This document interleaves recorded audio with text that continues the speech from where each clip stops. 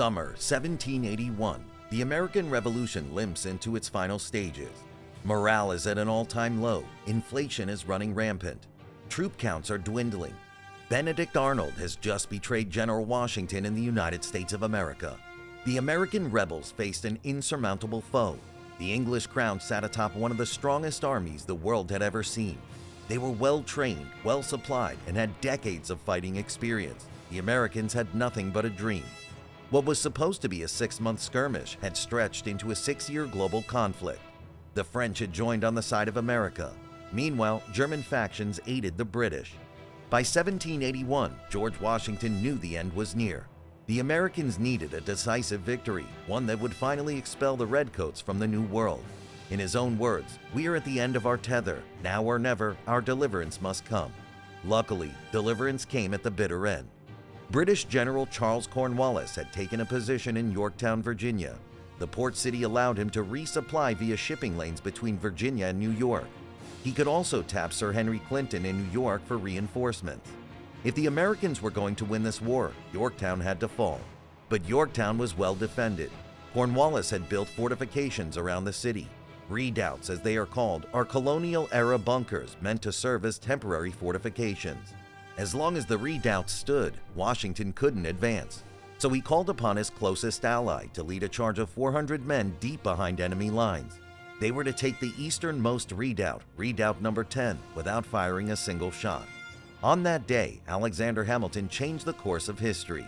His victory at Redoubt No. 10 forced the British to surrender at Yorktown. The Crown knew the end was near.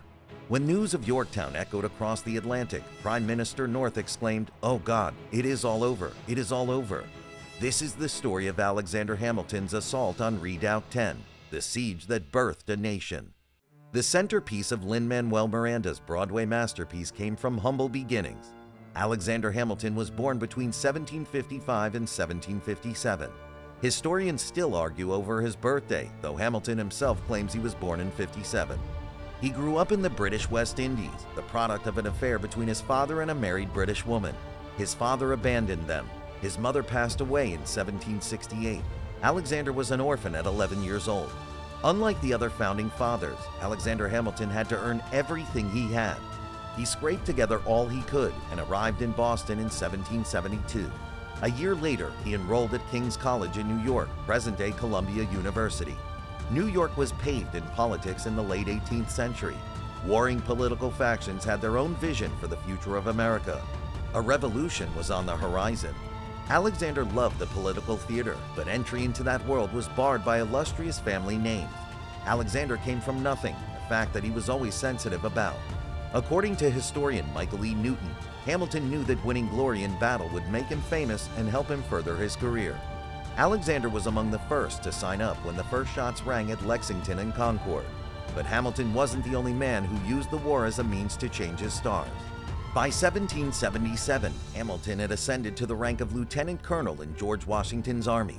He knew as well as anybody how dire the situation was. The Americans were 2 years into a bitter 6-year fight. By the winter of 77, Washington's army faced severe troop shortages. Nearly 3,000 men sat barefoot and otherwise naked in his camp at Valley Forge. Disease claimed another 2,000 before they ever saw the battlefield. The conditions were terrible. General Washington struggled to recruit white volunteers to his cause. To replenish the Continental Army, Congress mandated that each state still fill a quota of militias based on its population. Being the smallest state, Rhode Island only had to fill 2 battalions, or about 400 men, but even those men were hard to come by. So Rhode Island leadership suggested that free and enslaved black men be allowed to enlist. Washington never liked the idea. As a slave owner, he feared that arming black men could incite a rebellion within a rebellion. But as his all-white army dwindled, Washington was left without much choice. Meanwhile, the British had already beaten him to the punch. Britain's colonial governor of Virginia, Lord Dunmore, declared martial law when war broke out. He promised freedom to any enslaved person who left their owners and joined the British cause. His promise encouraged 20,000 enslaved men to flee their farms and join the British Army. In fact, one of Washington's workers, Henry Washington, escaped Mount Vernon to join Dunmore's Ethiopian regiment.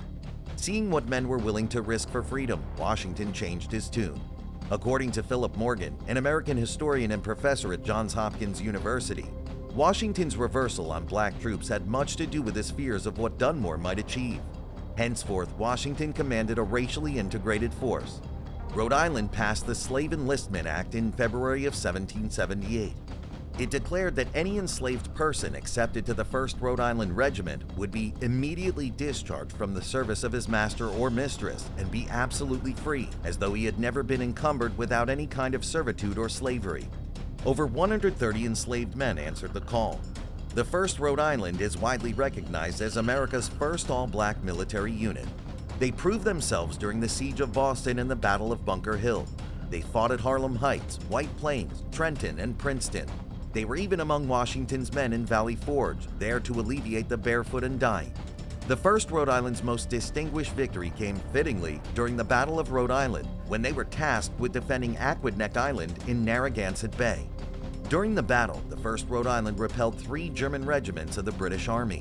One member wrote of the battle, "It was in driving back these furious attacks that our black regiment distinguished itself with deeds of great valor." The 1st Rhode Island proved themselves time and time again. However, their greatest feat wouldn't come until 1781, when the war was slipping through America's fingers. France's deep-seated hatred for England was General Washington's secret weapon.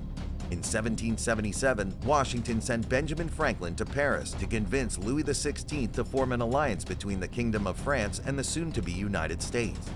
The king happily agreed. He sent muskets, gunpowder, mortars, and most importantly, cash to America. But Louis couldn't send the men Washington needed.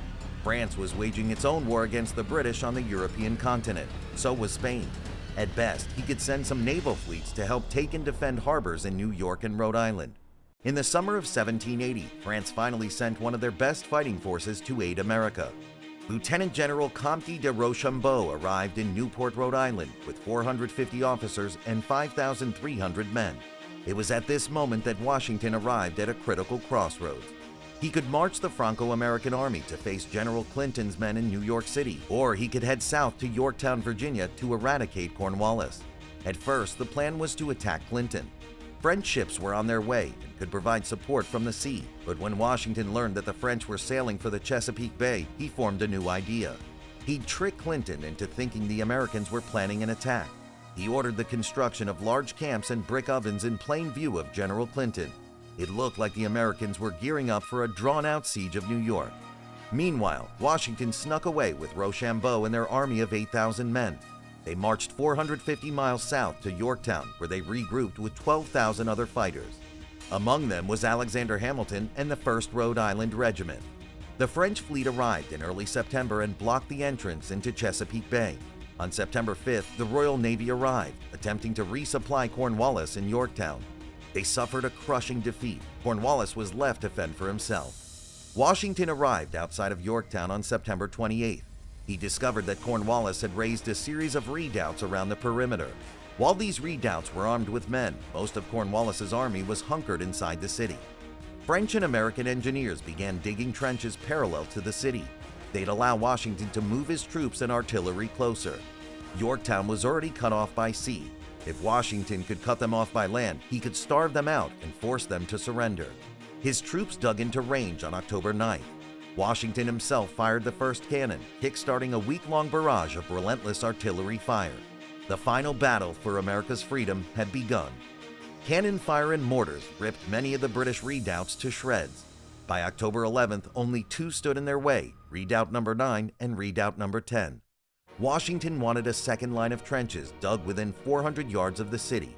From there, he could move his artillery closer and force the British to surrender for good. Redoubts No. 9 and No. 10 guarded Cornwallis's left flank. He would never surrender them willingly. Redoubt No. 10 also sat along the York River, serving as a natural defense. Washington wanted the river's defensive capabilities for himself. The Americans would have to take the redoubts by force. At the time, Alexander Hamilton was in charge of a light infantry battalion under General Lafayette. It was an integrated group, including many men from the 1st Rhode Island. 400 Frenchmen under the Count of Dupont would lead the attack on Redoubt No. 9. Meanwhile, another French officer would lead 400 Americans against Redoubt No. 10. Alexander Hamilton, wanting to prove himself on the battlefield, protested. He went to Washington and convinced the general to let him lead the charge. Washington spoke with Lafayette, and Alexander was given the reins. The plan was risky, but if it worked, they could take the city with minimal losses. Washington wanted to go in quietly. He ordered his men to unload their muskets and fix their bayonets. They'd move under the cover of moonlight without firing a single shot. As nightfall came, Washington launched a diversionary attack north of Yorktown. Meanwhile, Alexander Hamilton quietly moved his men into position. Then, American forces appeared from the darkness like silent assassins. Redoubt number 10 fell within 10 minutes.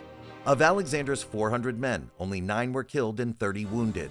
The French attack was successful, but the British at Redoubt number 9 heard the fighting at number 10. They were better prepared, but still overwhelmed. Of the 400 Frenchmen, 27 were killed and 109 were wounded. The siege allowed Washington to complete the second parallel trench. Cornwallis launched a futile counterattack which only got more of his men killed. He tried staging a nighttime evacuation on October 16th, but a storm prevented him from sailing out. On the morning of the 17th, an officer with a white flag walked out of Yorktown. A drummer boy walked beside him, beating parley on their way to discuss the terms of British surrender. Nearly 29,000 men engaged at the Battle of Yorktown. The French and Americans outnumbered the British 2-1. Only 88 allies were killed that day, another 301 were wounded. On the British side, 142 were dead and 326 were wounded. More importantly, over 7,400 were captured. When news of Cornwallis's defeat reached Parliament, Prime Minister North declared, "Oh God, it is all over, it is all over." The Revolutionary War officially ended on September 3, 1783, with the signing of the Treaty of Paris. Although it took 2 years after Redoubt number 10, the Siege of Yorktown is considered to be the battle that won the American Revolution. And it was all thanks to Alexander Hamilton and his intrepid band of mixed-race fighters. They bravely crept toward enemy lines without a single bullet between them. They sprung from the darkness and overwhelmed the greatest army the world had ever known. The battle was over, the war was won.